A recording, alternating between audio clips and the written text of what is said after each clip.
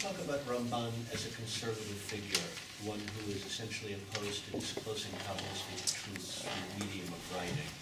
So my response then is, why write the Perush the way he did that? I mean, he could have kept to what he calls pshatim, he does it well, his typologies, his interpretations of Midrash, without going to the radical extreme of interpreting those Midrashim Kabbalistically. So then, he quotes them by here, he's talking about the, so why did he do that?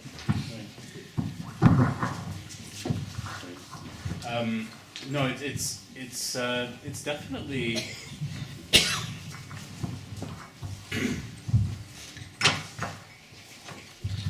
there's definitely a reasonable amount of ambiguity in this, right? So because unlike certain other figures, he does write al derech haemet, right? And once you are, as it were, initiated into what those things mean, right? And that they don't just seem like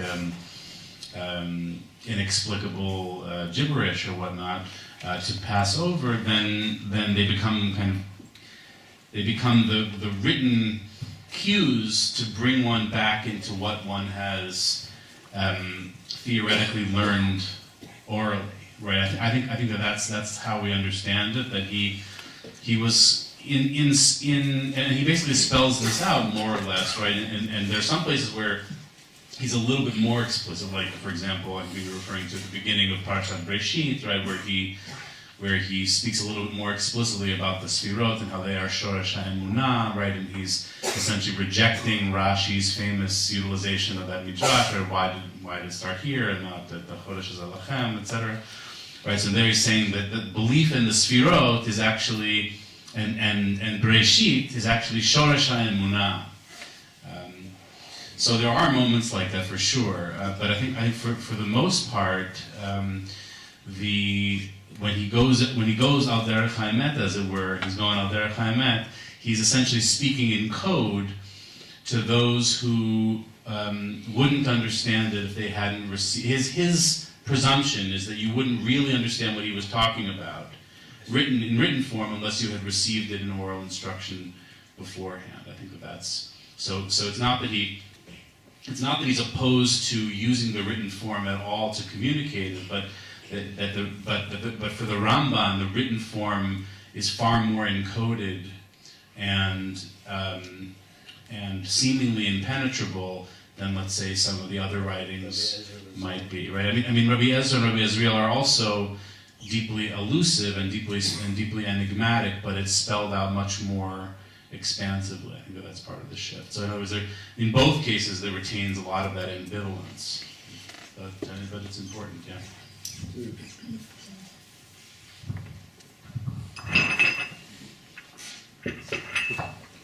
Thank you.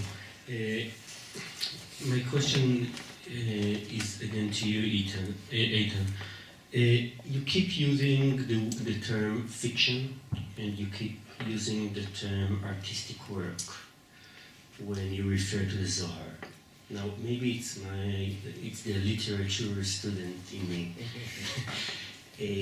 But when I think of fiction and artistic work, I think of a work of someone, of a man, of someone that invented it intentionally.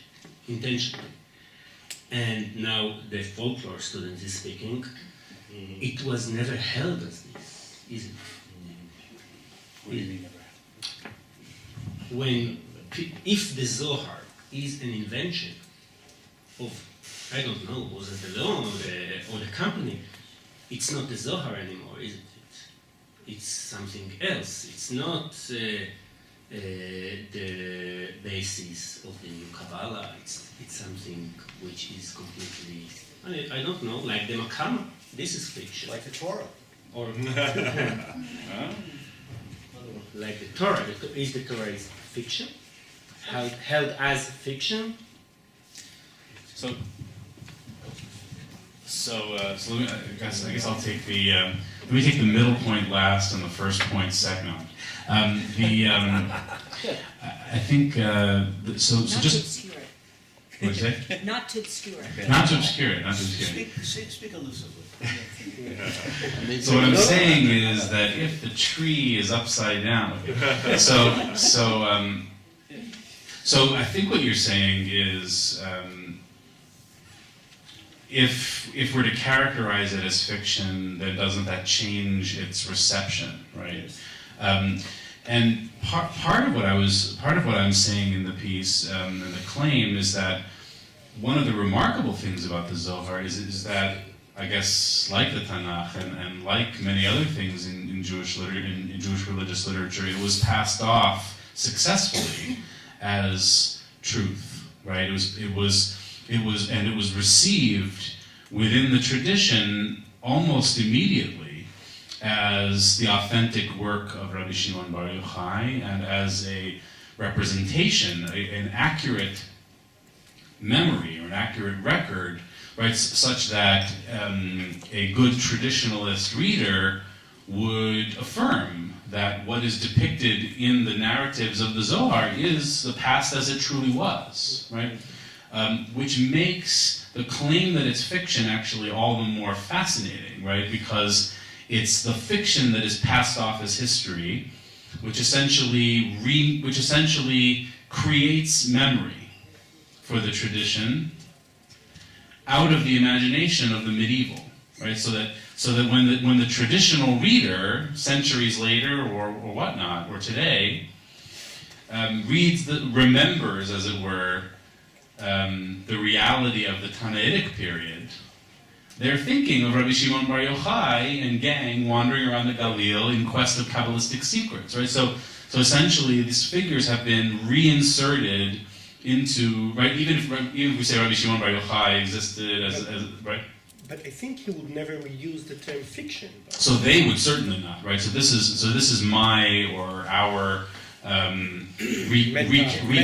recasting of it. In other words, saying, and part of what I think is very fascinating, why I alluded to the makamat and to other things, is, and this really has not really been developed at all, or not much in the research.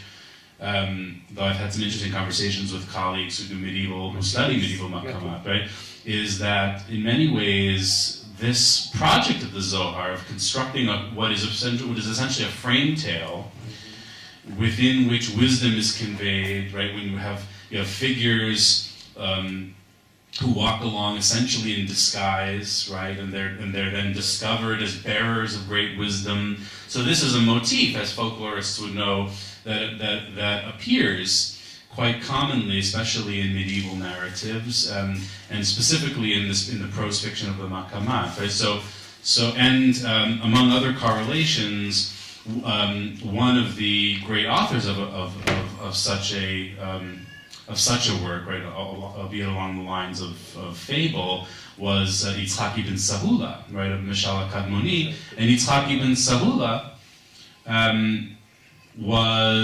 is now thought to have been part of the Zohar circle, and was also a fellow townsman of Moshe de Leon in Guadalajara, among other things. Another interesting historical link is Rabbi Todros Abulafia, who was known to the Jewish community and to Alfonso El Sabio X, right, as El Rab, right? He was essentially he was the leader of the Jewish community of Castile, as it were, and he served in the court of Alfonso X, where makamat and other things were performed, right, in quite kind of cosmopolitan, interreligious way, as it were, to some extent.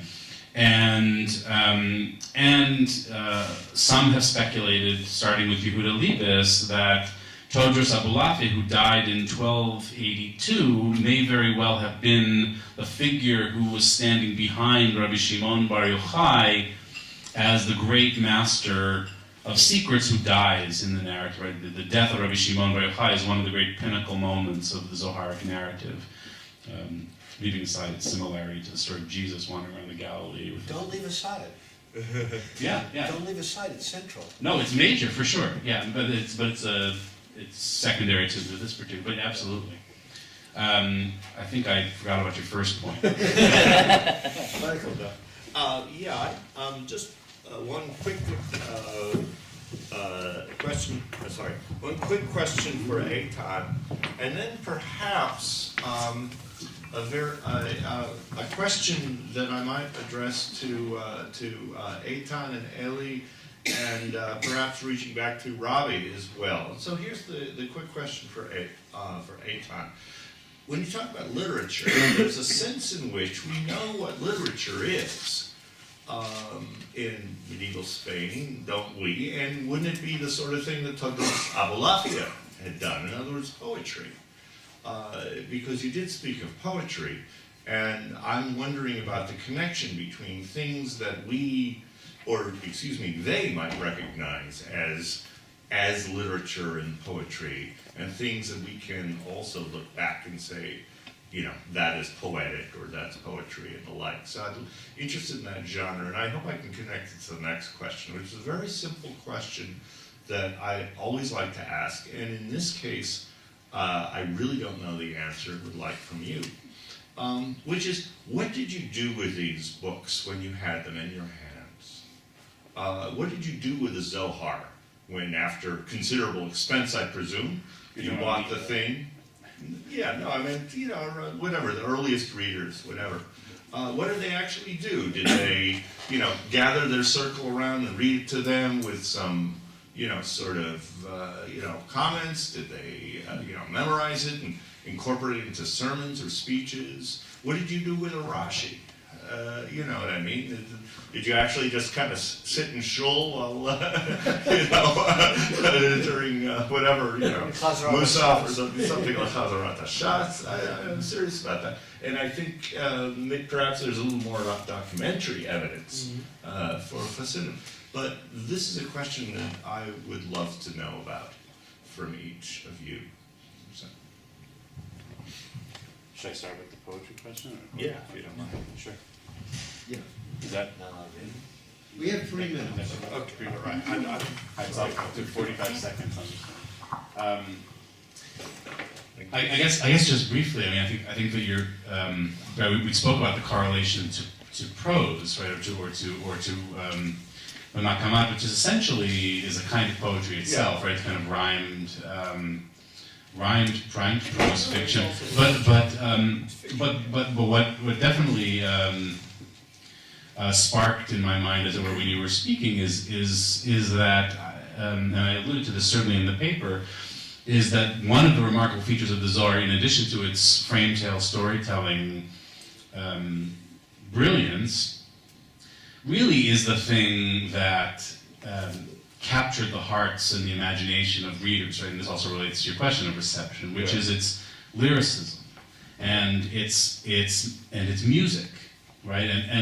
And the same way that right, I think it was you, Amy, who mentioned yesterday about the sound of poetry, right? And that just as students of poetry would affirm that we can't really understand the power of a poem without hearing it, I would also argue that you can't really understand and appreciate the power of the Zohar without hearing its Aramaic, right? And so in other words, I think that, and this is deeply distinct, I think, on the part of the Zohar as opposed to other Kabbalistic works, that it has that lyrical quality. So one of the pieces that I'm going to be working out in this book that I'm currently working on is really theological poetics as well. Right? Is really how the Zohar constructs a new kind of theological poetry, albeit a kind of prose poetry. But I'll hand it off to Robbie, do you want to say something about what you did with a Rashi? Well, since you asked about fiction, it's easier to talk about Rashbam, who considered the Torah in that sense as fiction. We use terms like fiction and myth and truth and falsehood, and we're really loosey-goosey about it. We should try to work, we, not just, I. It's, Rashbam sets the Torah's composition following Revelation as a book written in human time by a human author named Moses, who both functions as God's sofer and God's prophet, but it is a human written book in human time in response to the reality of Bnei Israel at the foot of the mountain. That's how Rashbam sets out the composition of Torah. When he gets to later biblical books, he's much more clearly speaking about fiction.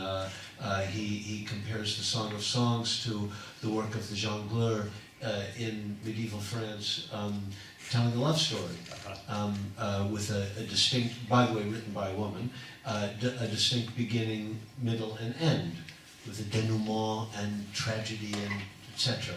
So his way of thinking about it is absolutely said in those fictional terms, which don't discount sacrality or truth or revelation, but simply are the way that God chooses to disclose God's own self through means of human prophetic responders, if you will, or transmitters. So I think it's, I don't know how, Rashi had as, let's say, sophisticated an attitude about literature, but certainly within two generations, Rashbam did. I think we are, Amy had her hand up before. I had a question for Matt. I was really struck by the relations between place and time in all three stories. You know that in all three examples that you gave us, the ways that that we have the chair as a place, and then another place going to the house, but then also time. There's a time shift there. And the third story especially, not waking up on time, right? And being in a particular place. So it seems that it's very Bakhtinian, maybe this chronotope of, of the confluence of place and time seems very significant in this third dimension, this performative dimension that you're talking about. I would love to learn more about that from you at some point. Yeah. So with that, I think we should conclude this session. Then we have a 15-minute break. Let's come back a little after.